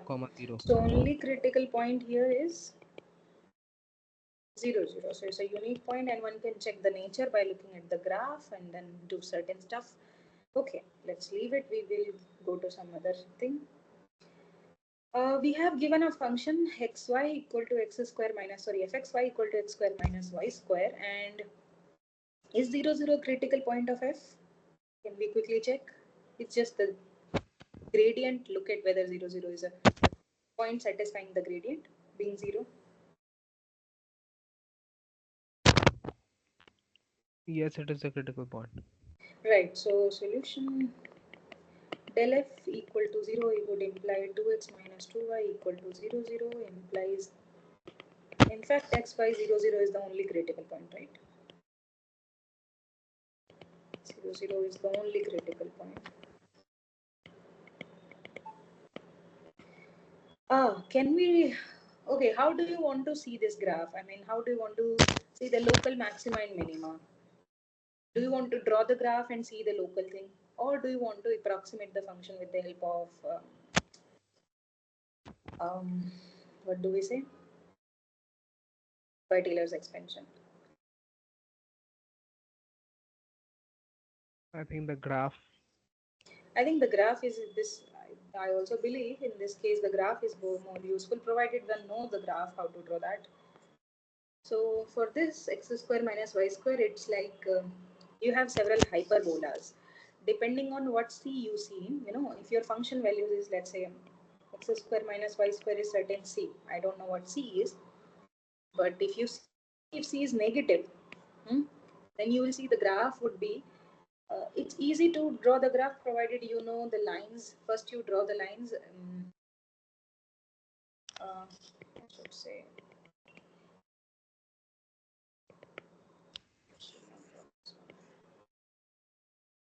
Okay, let's move to first. Confusing here. Let's draw the graph first for R2 by fixing one y. Let's say. Then you would realize that you have to actually. This is a hyperbola, and for that you always have to draw these lines x equal to y, x equal to minus y, because these lines are always the asymptotic to your graph, so you should always draw these in order to draw the graph correctly. So the asymptotes are like this. I'm not drawing it perfectly, but this is how it should be. And from here it would be like this. here it would be like this. Here it would be like this. Okay, I'm not so good at doing, but this is how it should roughly looks like. Okay, if I know this point, let's say 0, 0. This is when, okay, this graph, it would be when C is negative. This graph, the above graph will be C when positive. Sorry, C again negative, I should say.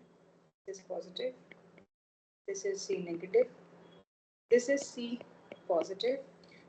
This is C negative. So, you know, the upper and lower together they will come. The left and the right together will they come. You see, if C is positive, the graph will be left and right. If C is negative, your graph will be up and down. Okay, here if I see correctly, can you tell me, see this point being 0, 0, can it be a critical, I mean, can it be a point of minima or maxima? Can it be? No. So just by looking at the graph itself, you can say, suppose I take this neighborhood.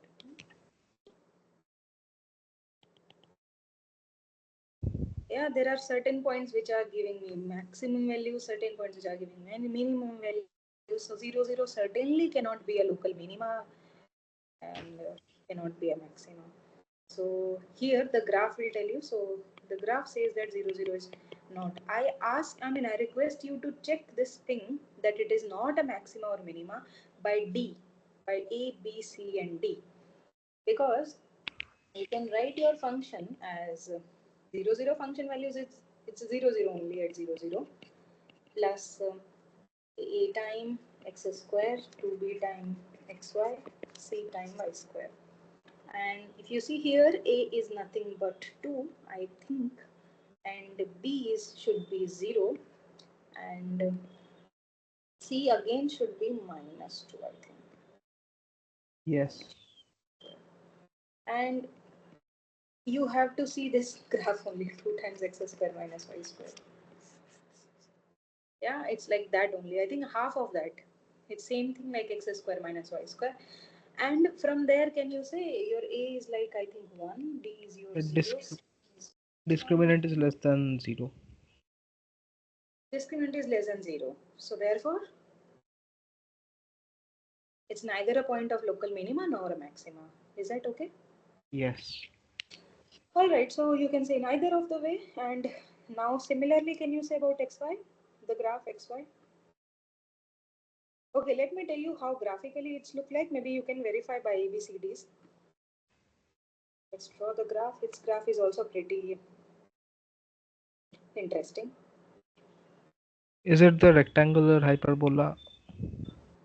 Uh, it's like, okay, where it's like asymptote to. Can you see that? This graph is asymptotic to which line? Now, earlier, if you see, the asymptotes were x equal to y, right? Yes. Here, this would be Y equal to 1 by x. okay. So if you see it carefully, the graph would be this, isn't it? Yeah.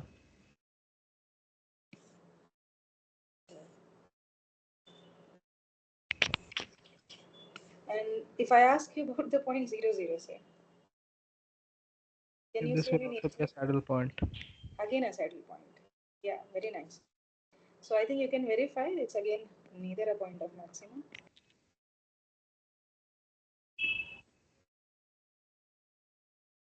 nor of minimum.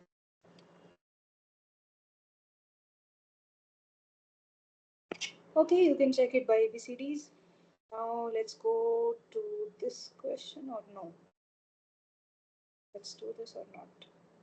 Let's not do this question. I think this will be an exercise. I will anyway share this file on the drive. If you want to see this answer, you want to verify this, you can write an email. Otherwise, you try to solve it. I think it's just finding the critical point. That is just finding fx and fy equated to 0. Find xy.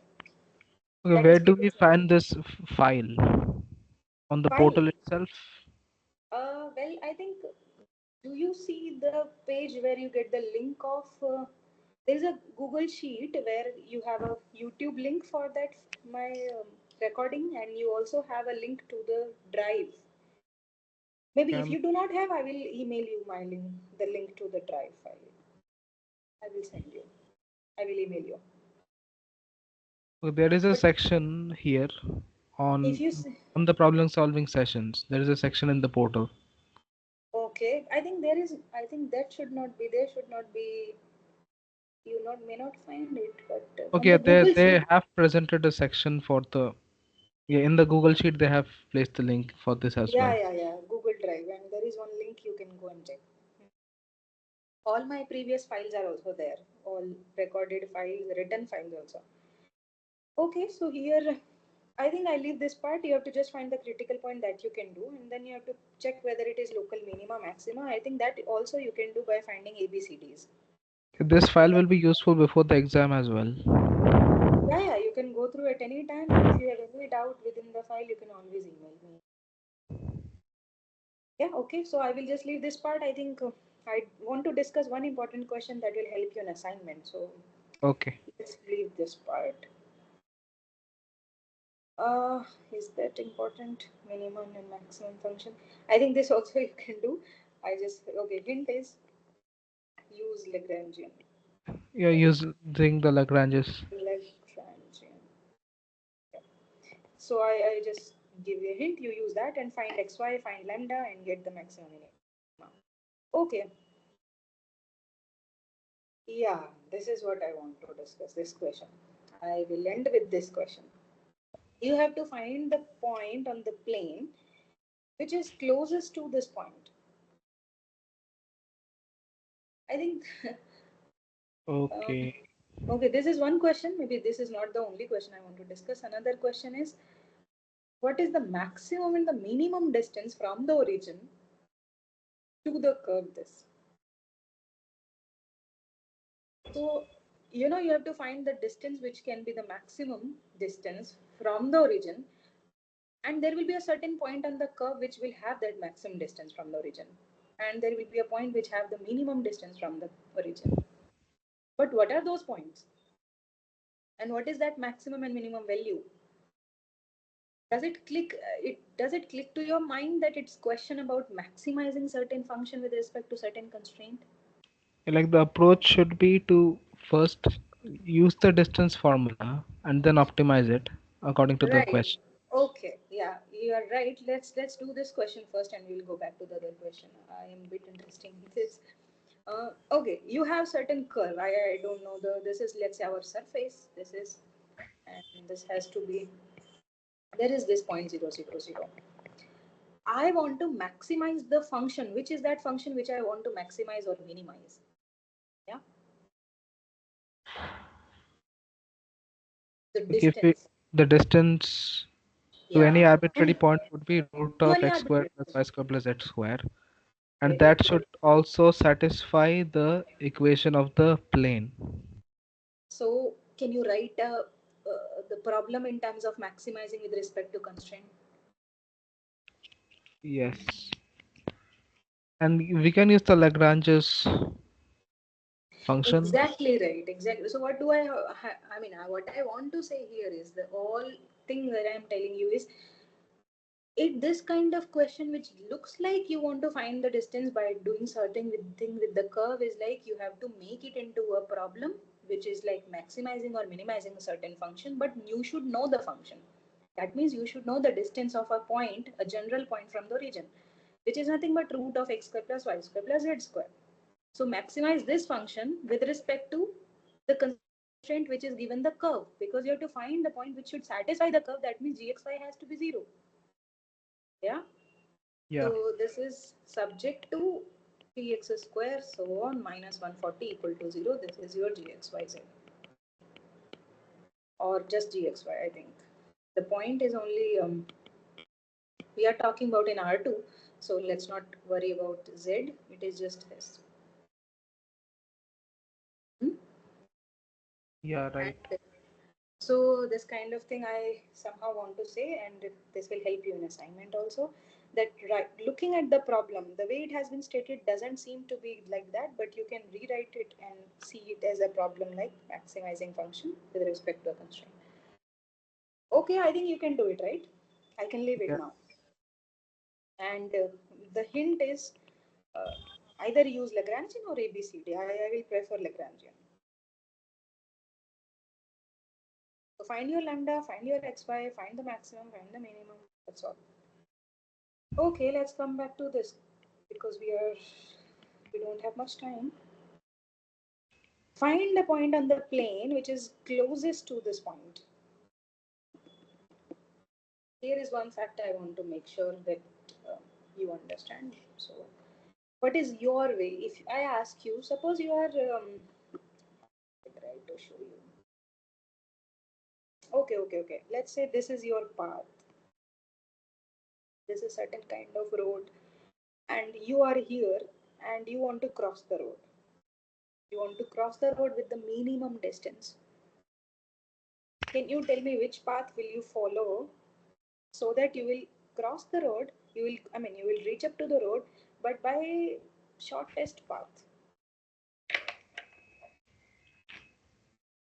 So I should take a straight line in such a way that Uh-huh. when I touch the road at a point, Mm-hmm.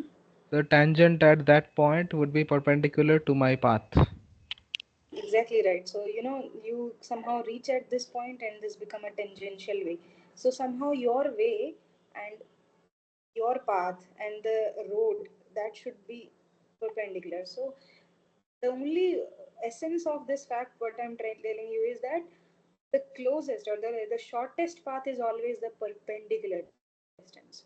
Always. Because if you cross the road by this way, you will have more, yeah, right? By just looking at the triangle, if I make a right angle triangle, this distance is always more than the sum of the other one, and you can see that the distance is this is in fact more than this. So the shortest distance is always the perpendicular distance. Okay, since we know this, now what we want to find, we want to find a point on this plane such that that point is closest to this point. It's like finding a point on the road such that your point, and wherever you are and the point on the road, that is the closest one. So it's like a perpendicular distance. The same thing we want to see here. How can you think of how to do that? Certain things should click to your mind that any surface we have, then what is the normal to that, and something like that. It's like normal means perpendicular, right? I remember if I have certain Like surface. the gradient is perpendicular to the surface. Okay, very nice. So one thing that it has to do certain thing with the gradient, right? Because to your surface, the perpendicular vector is always the gradient, or let's say um, to the line passing through, or the yeah, I should say the line passing through from that point, gradient point you have, let's say. Then in the direction of the gradient, it is nothing but certain point has to be one of in the same direction that we are working on the gradient. So direction has to be in the gradient, but the point is the plane, the point whatever you are choosing, that should also satisfy the plane.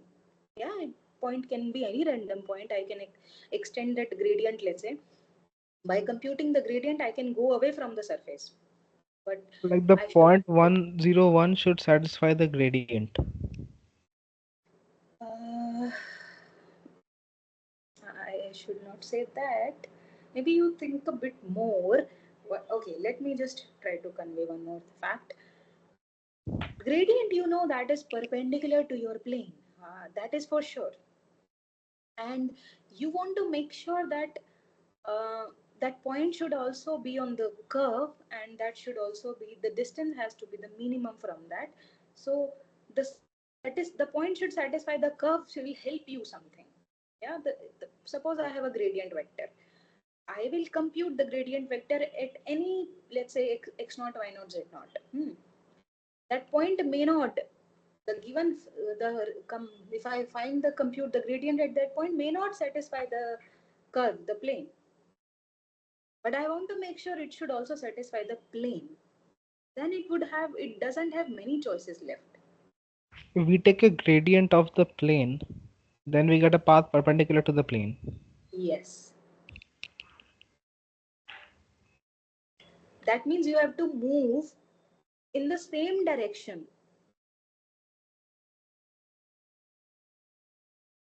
Okay, here is the fact. If I draw this graph more carefully, which we were drawing on the road, let's extend it more. You computed the gradient. This is our surface now. Okay, road is our surface. I draw perpendicular to that. I draw perpendicular, but this del f is certain vector. That vector has several points in it. I mean, the direction I know it. I can compute. I can fix x naught, y naught, z naught, and I can certainly compute so many points delta f. Right now, which one is the point which will also satisfy the curve? Of course, it should lie on the same line, and it should also pass through that your point also, isn't it? Yes. So direction is the direction of delta f. Passing point should be the passing point which is the given to you is the point. So let me reframe. You want to find a line, or let's say, which should be passing through your point, but it should be direction should be perpendicular. I mean the same direction as you have gradient. So this is your vector v. This is the direction. This is the point P that you have. If you want to write a straight line passing through P in the direction V, how do you write? Remember we did it some time back. If you have a point P, if you have a direction V, right? You want to move in this direction, which your P, V is. So this direction is something parallel to what we have. This is my TV. So It's a isn't it like, directional derivative. yeah, so the if I remember, if you remember, it should be P plus TV, right? Yes. So okay, since you understand all this what I said, now can you tell me that what is that point which will be the least distance? Yeah.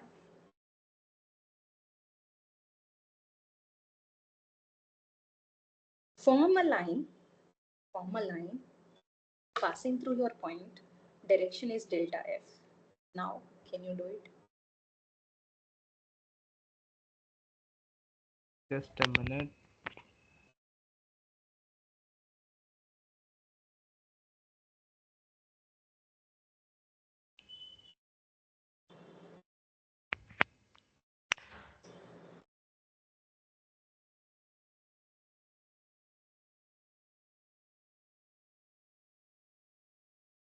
Okay, like 101, the point is a position vector already. And if you want to Yes. make a normal vector, we need another point which you have to Yeah. choose.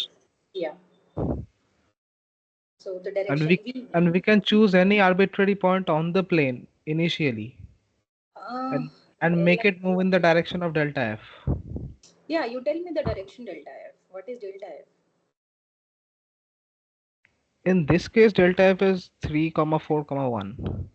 3, comma 4, comma 1. Something your f is this, delta f is this. Okay, so your direction is delta f. Now, can you tell me the line as I just draw passing through the point 101 in the direction delta f?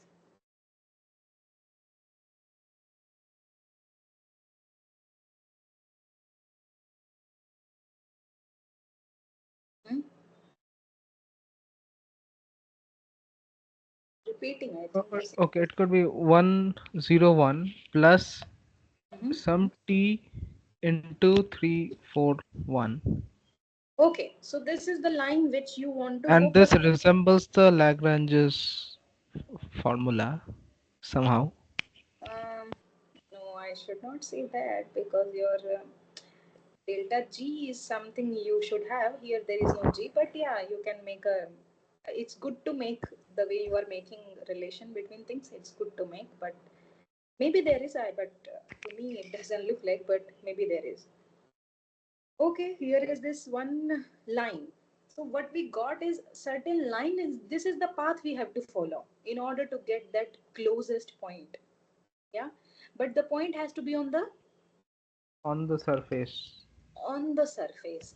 And these are all the points that we have to get. Now, can you help me to get the T? What is that, so that it will get the correct point?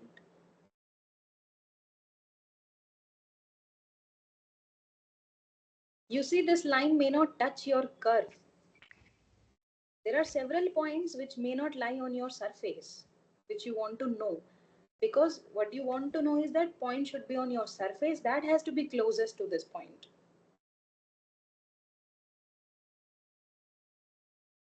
Among these, there's collection of several points. If you take any general point, it's like 1 plus 3t, 4t, and t.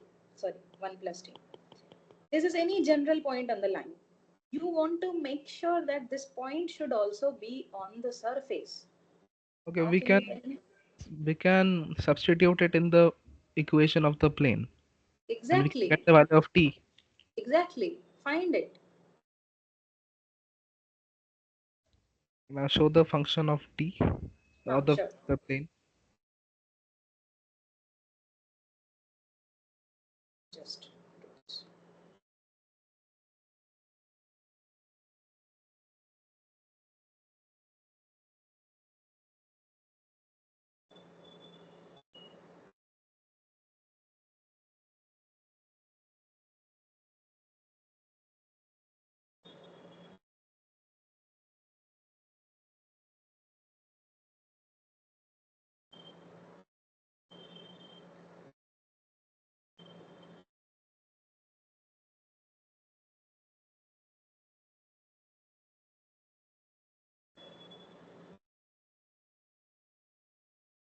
So t is minus 3 by 26. Exactly. T is minus 3 by 26. So, and therefore it will give you the point also. And the point will be,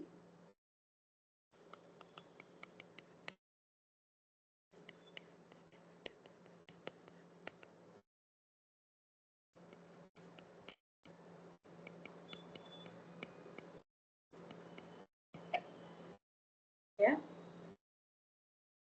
Yeah. So, this is how, I mean, such kind of questions, once you understand the geometry, would give you the answer. All right, so this is how you can find the points on the plane, which is the closest to certain other point. So I think these two questions, I feel like they are a bit interesting, so I kept it. Yeah, so is that all?